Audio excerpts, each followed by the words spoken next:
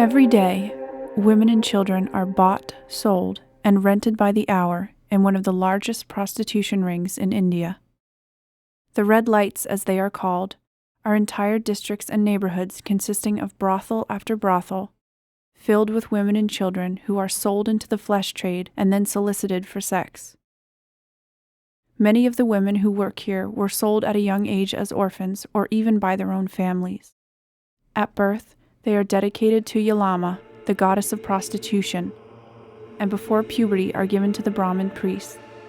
After they are severely sexually abused, they are handed over to the brothels as workers. The girls are then given a debt that they must pay off in order to leave, typically a sum of money that is much too high for any of them to ever pay.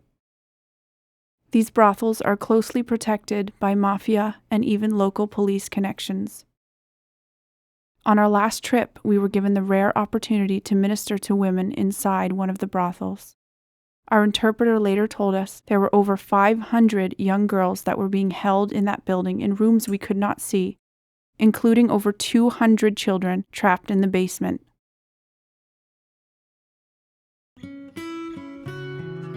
This is Ronnie. She and her younger sister Ambu live in one of the brothels in Pune where their mother was working as a prostitute. Recently, their mother went missing, leaving her prostitution debt on Ronnie and her sister. The church was immediately asked to pray for this dire situation in hopes that Ronnie and her sister would be brought out and placed in a home where they would be safe.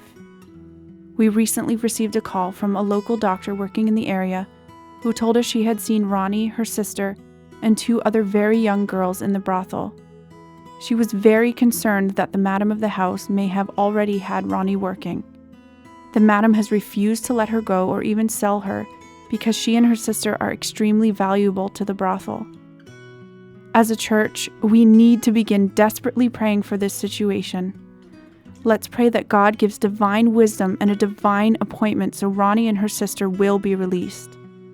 Let us also pray on a larger scale for the thousands of other young women and children in the same or similar situations as Ronnie.